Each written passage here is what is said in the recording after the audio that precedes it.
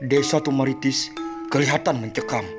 Di balik malam dalam keheningan itu, sebuah gugusan asap mengepul dari dalam sebuah pusara kuburan. Kemudian asap itu bergulung dan menjadi sesosok tubuh. Sosok itu lalu berjalan meninggalkan tanah pemakaman yang diterangi bulan sabit.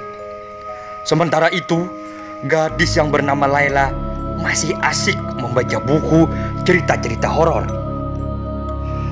Tiba-tiba ia dikejutkan oleh suara ketukan pintu.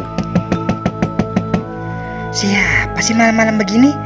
Apa Babe dan Ibu sudah pulang dari Cibitino habis nengok paman sakit? Begitu pintu dibuka, Hah? Tidak usah kaget dengan kedatanganku, hai cewek kece. tamu itu ternyata berwajah mengerikan. Aku menyenangi cewek-cewek yang masih perawan. Pergilah, jangan masuk. Nanti aku berteriak. Menjeritlah sepuasmu, tapi itu tidak akan ada artinya, manis. Sementara itu, yang tugas ronda sedang menjalankan kewajibannya. Lagi dingin-dingin begini, yang enak minum kopi susu atau bandrek hangat-hangat ya. Ya jelas dong. Tiba-tiba, Nah, ada teriakan. Apa kalian dengar? Suaranya sih jeritan seorang wanita. aku kenal itu. Suaranya Laila. Ayo cepat ke sana. Takut kenapa-napa. Mana kedua orang tuanya sudah 2 hari pergi ke kampung Cibitino. Kau tegas amat sama suaranya si Laila. Hehehe. Maka mereka segera menuju rumah Laila. Tapi sebelum sampai tujuan, sesosok tubuh bergelimpat lari. Siapa tuh? Ada yang lari. Mencurigakan. Kalian berdua lihat keadaan Laila. Aku dengan si Garing akan mengejar dia. Baik, Truk. Lalu Petruk dan Garing mengejarnya. Hei, tunggu. Dia terus lari. Kejar sampai dapat. Sampai di daerah pemakaman, yang dikejar menghentikan langkahnya. Mau apa kalian mengejarku? Rupanya mencari mampus ya. Hah! Jelas ku dengar jeritan Laila. Kaulah penyebabnya. Soal gadis itu, emang aku yang telah menghisap darahnya. Dia ini setan apa manusia ya? Kalau begitu, kau harus mempertanggungjawabkan perbuatanmu. Jangan banyak omong. Cepat kita hajar, Reng. Hajarlah kalau bisa.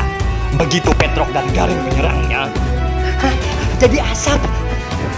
ternyata dia bukan manusia biasa. Gumpalan asap itu lalu melesat meninggalkan mereka. Reng, ayo kita ikuti asap itu. Kemana perginya? Aku jadi takut. Kau saja yang mengikutinya, Truk. Iya deh, biar aku yang mengikutinya. Aku mau pulang aja. Aku akan melihat keadaan Laila. Ya, Truk. Petruk terus mengikuti asap itu kemana perginya. Terpaksa aku memberanikan diri, walaupun harus melewati kuburan. Sampai di sebuah pusara. Hah? Masuk ke kuburan. Yang ku tahu itu kuburannya Pak Dira. Baru 3 hari dia meninggal dunia. Orang-orang tidak akan percaya kalau tidak melihat sendiri. Begitu Petruk kembali dari kuburan, di rumah Laila telah banyak warga berdatangan. Pak Semar, itu dia si Petruk. Apa yang telah terjadi dengan Laila, Reng? Ia meninggal dunia. Tadi sudah ada yang ke Cibitino menghubungi kedua orang tuanya. Bagaimana dengan asap yang kau uber tadi, Truk? Asap itu masuk ke makamnya Pak Dira. Aneh juga kan? Pak Semar lalu berkata, Tidak aneh. Hal seperti itu sering terjadi di daerah lain juga. Kalau begitu, besok kuburan itu gali lagi dan minta izin kepada keluarganya. Mayat itu harus dibungkus, ditimbuni memakai daun kelor. Kenapa harus dibungkus menggunakan daun kelor, Pak? Aku yakin dia semasa hidupnya memiliki ilmu kanuragan. Sampai dia meninggal, ilmu itu tidak sempat dibuang. Ilmunya masih melekat pada jasadnya. Maka arwah dia tidak akan tenang di alam sana. Karenanya, kalau dibungkus daun kelor, ilmu yang masih melekat di jasadnya akan lumer, tersedut daun itu. Dengan demikian, arwahnya tidak akan gentayangan lagi seperti yang telah terjadi.